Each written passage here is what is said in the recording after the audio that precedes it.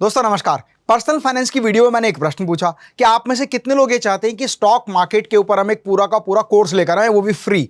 तो बहुत सारे लोगों ने कहा कि हाँ सर, हम सीखना चाहते हैं। हमने उस सीरीज को शुरू किया। जैसे ही हमने पिछला वीडियो अपलोड किया तो उस वीडियो पर आपने बहुत अधिक लाइक किया, लोगों ने उसको बहुत पसंद किया और लोगों की जिज्ञासा जो है ना वो निरंतर बढ़ती चली गई। लोगों ने रिक्वेस्ट किया कि सर जल्दी जल्दी इस पर वीडियो लेकर आए। तो मैं भी आपसे बात कहना चाहता हूं कि अगर हम 1000 लाइक का आंकड़ा केवल 2 दिन में पार कर लेंगे ना, तो इस सीरीज की सारी वीडियोस बहुत जल्दी आने वाली हैं। वरना जैसे जैसे वीडियो आती रहेगी आप चीजों को सीखते रहेंगे। आज हम बात करते हैं स्टॉक मार्केट के नेक्स्ट चैप्टर की, और वो क्या है, know about trading and investing. Friends, कहते हैं ना कि किसी भी चीज को सीखने से पहले अगर आप उसके rule, regulation, system, method, formulas सब कुछ सीख जाएं तो आपके लिए वो काम करना बहुत आसान हो जाता है। इसीलिए हम सारी टर्म्स को सीखते सीखते ट्रेडिंग एंड इन्वेस्टिंग पर डीपली काम करेंगे। तो आज बात करते हैं कि क्या है ट्रेडिंग एंड इन्वेस्टिंग। अब देखिए, जो स्टॉक मार्केट होती है ना, उसमें दो तरह से काम होता है, या तो आप ट्रेडिंग करते हैं या आप इन्वेस्टिंग करते हैं। इस बात को गहनता से समझना होगा कि जो ट्रेडिंग होती है उसको भी अलग अलग तरीके से किया जा सकता है। जैसे इंट्राडे ट्रेडिंग, आने वाले टाइम पर मैं आपको बताने वाला हूं ये सब चीजें क्या होती है, पोजिशनल ट्रेडिंग या स्विंग ट्रेडिंग। तो ट्रेडिंग हम इन 3 तरीके से करते हैं, और इन्वेस्टिंग या तो लॉन्ग टर्म के लिए या शॉर्ट टर्म के लिए। अब इस बात को अच्छे से समझने के लिए हमें यह समझना जरूरी है कि ट्रेडिंग और इन्वेस्टिंग करते किस चीज में है। तो ट्रेडिंग और इन्वेस्टिंग हम किस में करते हैं, स्टॉक्स में या फ्यूचर एंड ऑप्शन में। मतलब स्टॉक्स की भविष्य में क्या वैल्यू होने वाली है, बढ़ने वाली है, घटने वाली है, उसके आधार पर करते हैं। या हम इंडेक्स में करते हैं। अब इंडेक्स क्या होता है ये भी मैं आपको बताऊंगा। इंडेक्स भी सेम फ्यूचर एंड ऑप्शन पर काम करते हैं कि भविष्य में इसका क्या रेट होगा, ये बढ़ेगा या घटेगा। घटने पर भी पैसा बनाया जा सकता है, बढ़ने पर भी पैसा बनाया जा सकता है। उसके बाद नेक्स्ट चीज क्या है, करेंसी, कि हम करेंसी में ट्रेडिंग एंड इन्वेस्टिंग करते हैं। और क्या करते हैं, कमोडिटीज में। तो एक एक चीज को मैं एक्सप्लेन करता हूं कि कौन कौन सी चीजों में क्या क्या चीजें आती हैं, क्योंकि कई बार ना मन में बड़ी कंफ्यूजन रहती है कि सर हमें स्टॉक मार्केट के बारे में थोड़ी थोड़ी नॉलेज है। ध्यान रखिएगा, एक कहावत आपने सुनी होगी कि नीम हकीम खतरा जान। अगर किसी भी चीज की आधी अधूरी नॉलेज आपके पास है तो आपके जीवन के लिए खतरा पैदा कर सकती है। इसीलिए चीजों को अच्छे से समझना बहुत जरूरी है। तो स्टॉक मार्केट, जिसको हम शेयर मार्केट में शेयर्स या स्टॉक्स भी कहते हैं, वो क्या होते हैं भाई, किसी भी कंपनी के ऑनरशिप का एक शेयर खरीद लेना, उसको हम शेयर कहते हैं या स्टॉक कहते हैं। अब बहुत सारी ऐसी कंपनी जो शेयर मार्केट में लिस्टेड है, ऐसे तो हजारों कंपनी शेयर मार्केट में लिस्टेड है। और पिछली वीडियो में मैंने बताया भी था कि एनएससी, बीएससी, निफ्टी, सेंसेक्स ये क्या होता है, डीमेट अकाउंट कैसे खुलता है। अगर अभी तक आपने वो वीडियो नहीं देखा तो मेरा रिक्वेस्ट है कि सबसे पहले फर्स्ट वीडियो देखें, तभी सेकंड वीडियो आपको कोरिलेट करती हुई ठीक से समझ में आएगी। तो स्टॉक क्या क्या होते हैं, जैसे रिलायंस कंपनी के आपने शेयर खरीदे, रिलायंस है, टाटा है, एनसीसी, आईओसीएल, उसके अलावा B soft, HDFC, Axis, Yes Bank है ना, ICICI Bank, SBI, IRFC, IRCON, PNB, Motherson सोनी, ITC, Trident, V Guard, Aditya Birla, Adani और टीटीएमएल, ऐसी हजारों कंपनीज हैं। ये तो कुछ एक ऐसी कंपनी जिनके बारे में हम जानते हैं। तो स्टॉक्स का मतलब है इनमें से किसी भी कंपनी के शेयर खरीदकर उस कंपनी की हिस्सेदारी ले लेना।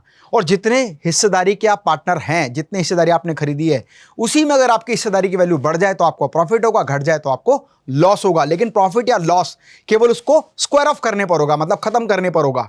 जैसे मान लीजिए बहुत सारे लोग जिस मकान में रहते हैं ना, वो कहते हैं कि मेरे मकान की वैल्यू आज 1 करोड़ थी और जब मैंने खरीदा तब उसकी वैल्यू 50 लाख थी। तो आपको प्रॉफिट कितना होने वाला है, एक्सपेक्टेड प्रॉफिट 50 लाख। लेकिन क्या आपने बेचा? नहीं ना। अगर आप उस प्रॉपर्टी को नहीं बेच रहे हैं तब तक आपका प्रॉफिट केवल एक्सपेक्टेड है कि इतना प्रॉफिट मुझे हो सकता है, और जब आप उसको बेचते हैं तब आपको प्रॉफिट या लॉस होता है। ठीक इस तरह से शेयर जब आप खरीद लेते हैं तो शेयर की आने वाली भविष्य की वैल्यू आपको एक प्रॉफिट दिखाती है, अनरियलाइज्ड प्रॉफिट, जिसको आपने कैश नहीं किया। लेकिन जैसे आप शेयर को बेचते हैं तो वो प्रॉफिट रियलाइज हो जाता है, मतलब आपके अकाउंट में आ जाता है।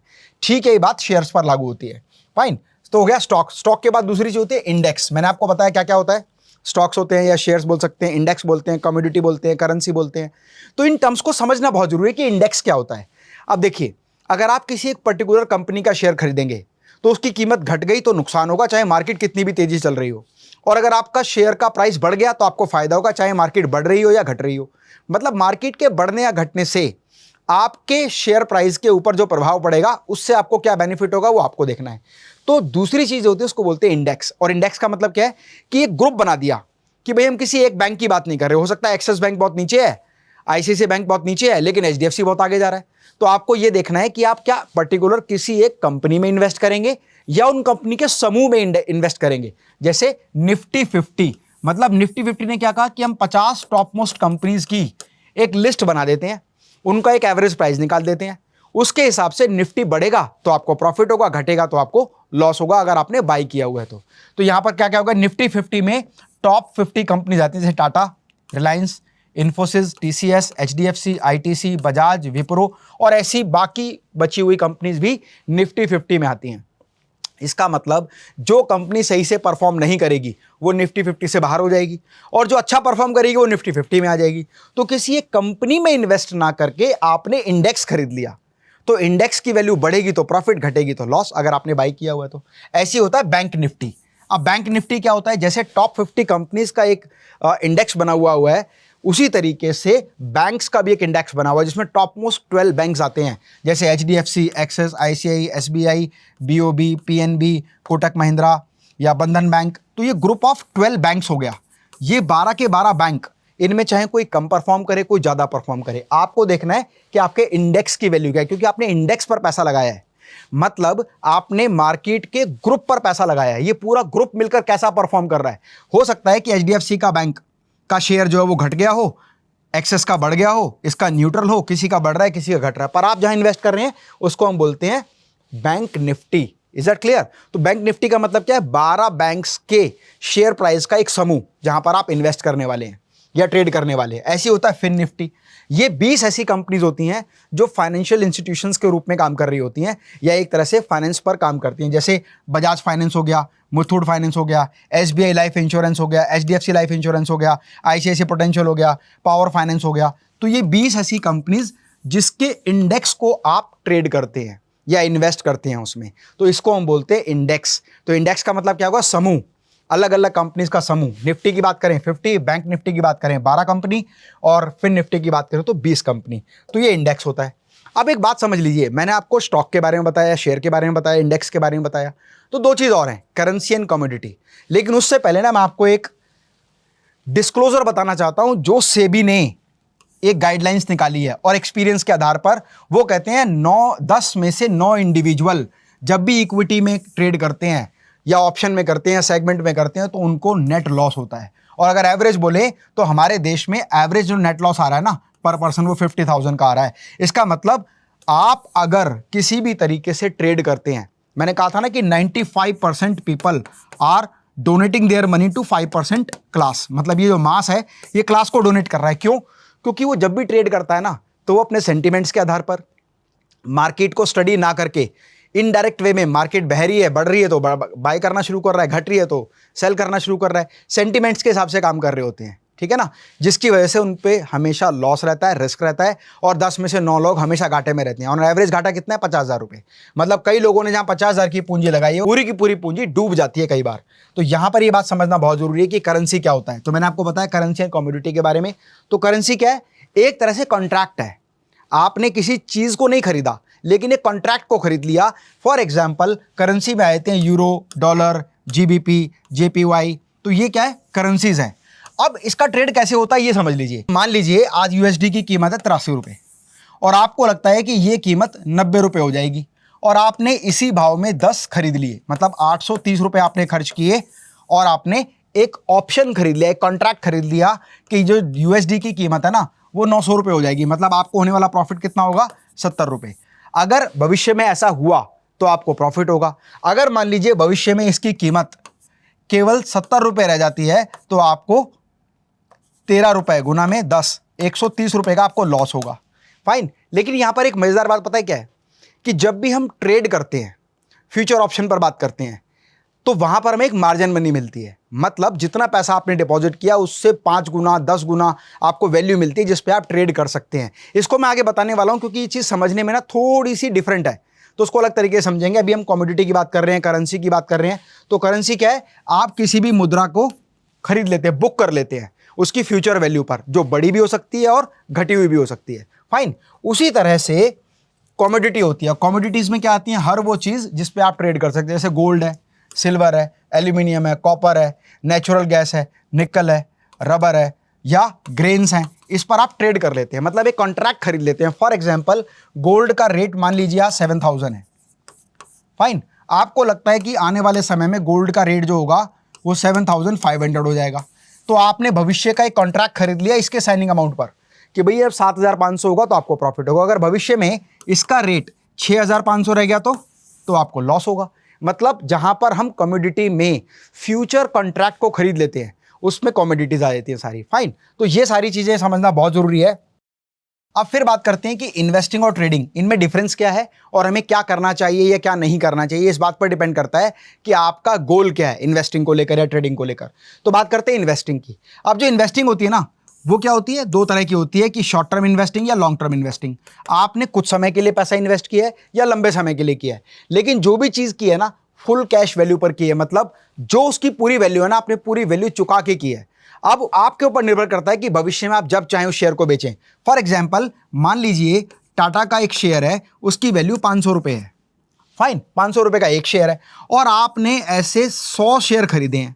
इसका मतलब 50,000 रुपये के शेयर आपने खरीद के अपने पास रख लिए, आपके डीमैट अकाउंट में आ गए, डिलीवरी आपके पास आ गई। अब जब भविष्य में इसकी कीमत बढ़ेगी तब आप इसको बेचेंगे, तो वो लॉन्ग टर्म में भी हो सकता है, शॉर्ट टर्म में भी हो सकता है।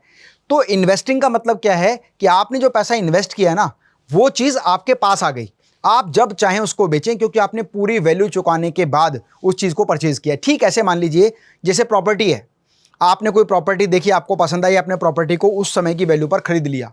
अब भविष्य में आप उस प्रॉपर्टी को जब बेचेंगे जब आपको प्रॉफिट होगा, या लॉस में भी बेचेंगे तो कोई ना कोई समस्या रही होगी कि आपको पैसे की आवश्यकता है तो बेच दिया। यहां पर आपका पूरा अधिकार होता है अपने शेयर आप कम समय के लिए, ज्यादा समय के लिए, लॉन्ग टर्म के लिए, कभी तक के लिए भी इन्वेस्ट कर सकते हैं। और यहां पर कोई भी कंपनी आपको बाउंड नहीं कर सकती कि आपको बेचना ही बेचना है। यहां आपने फुल वैल्यू देकर अपने शेयर को खरीदा है। अगर मान लीजिए भविष्य में उस शेयर की कीमत 700 रुपये हो जाती है तो इसका मतलब 70,000 रुपये के आपके शेयर की वैल्यू हो गई, तो आपको प्रॉफिट कितना हुआ बेचने पर? 20,000 रुपये। तो investing long term and short term के लिए की जा सकती है फुल वैल्यू के साथ। लेकिन जब हम ट्रेडिंग की बात करते हैं ना, तो ट्रेडिंग में क्या होता है, यहां हम ट्रेड कर रहे हैं। अब ट्रेड भी 3 तरह के होते हैं, मैं आपको बताने वाला हूं। बाय और सेल करते हैं किसको? कॉन्ट्रैक्ट को, ऑन मार्जिन मनी। मैंने यहां पर आपको कहा था कि आपके पास 50,000 रुपए इन्वेस्ट करने के लिए या तो पूरे के पूरे 50,000 रुपए देके पूरे 50,000 के शेयर आप खरीद दें, या अगर आप ट्रेड भी करते हैं ना तो यहां पर आपको क्या मिलता है? 10 गुना मार्जिन मनी, मतलब 5 लाख रुपए की वैल्यू के शेयर्स आप खरीद और बेच कर सकते हैं। 50,000 रुपए की मनी को, जिसको हम लेवरेज भी बोलते हैं, इस पर आप 5 लाख रुपए तक का ट्रेड कर सकते हैं। और मैंने आपको क्या था, ट्रेड कौन कौन से होते हैं? एक इंट्राडे ट्रेड, एक स्विंग ट्रेड और एक पोजिशनल ट्रेड। तो इस बात को अच्छे से समझ लेते हैं।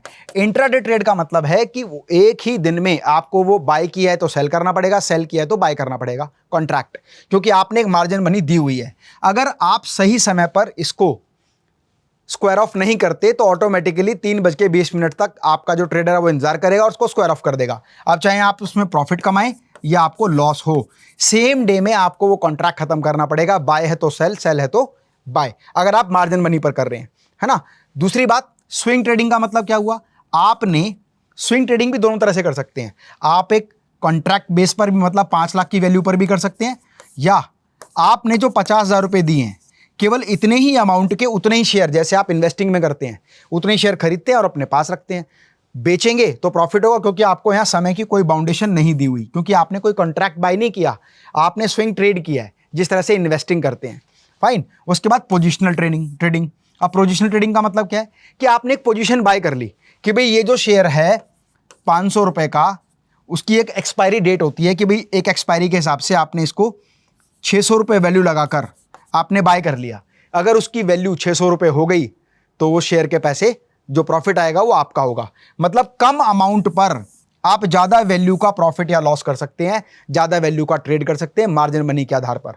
तो यहां पर ट्रेडिंग और इन्वेस्टिंग, इनका डिफरेंस समझना बहुत जरूरी था। ध्यान रखिएगा, यहां इंपॉर्टेंट बात क्या है कि किसी भी चीज का जब तक आप प्रैक्टिकल नहीं करेंगे ना, तब तक वो बात आपको डीपली समझ नहीं आएगी। और शेयर मार्केट में प्रैक्टिकल करने का मतलब है डीमैट अकाउंट। तो ये कुछ trusted banks, brokers and apps हैं जिस पर मैं ट्रस्ट करता हूं। जैसे HDFC सिक्योरिटी में आप डीमैट अकाउंट खोल सकते हैं, ICICI डायरेक्ट में, मोतीलाल ओसवाल में, अपस्टॉक, जीरोधा, ग्रो, इन सभी के लिंक आपको डिस्क्रिप्शन बॉक्स में मिल जाएंगे। अब आपके लिए एक बोनस, और उस बोनस को जानने से पहले एक बात समझ लीजिए, अगर आप जल्दी से जल्दी इस वीडियो में 2000 लाइक्स का आंकड़ा पार करवाते हैं तो इसकी नेक्स्ट जो वीडियो है वो बहुत जल्दी आने वाली है। और साथ ही साथ इस वीडियो को अपने friends, relative, brother, sister, known सबके साथ सोशल मीडिया पर शेयर करें। फेसबुक है, लिंक्डइन है, ट्विटर है, इंस्टाग्राम है, व्हाट्सएप है। और ध्यान रखिए उसका स्क्रीनशॉट खींचने के बाद हमें इस नंबर पर भेजें ताकि हम आपको हमारे एक एक्सक्लूसिव प्रीमियम ग्रुप में ऐड कर लें। और अगर आप चाहते हैं कि नेक्स्ट वीडियो जो सीरीज के वो जल्दी से आए, उसके लिए 2000 लाइक्स का आंकड़ा पार करें, कोई भी इंफॉर्मेटिव वीडियो मिस ना, उसके लिए चैनल को जरूर सब्सक्राइब कर लें, बेल आइकन को जरूर प्रेस करना, क्योंकि जितनी जल्दी आप सीखेंगे उतनी जल्दी आगे बढ़ने की संभावनाएं होंगी। स्वस्थ रहें, मस्त रहें। मैं डॉक्टर अमित माहेश्वरी आपके सुनहरे भविष्य की कामना करता हूं। जय हिंद, जय भारत।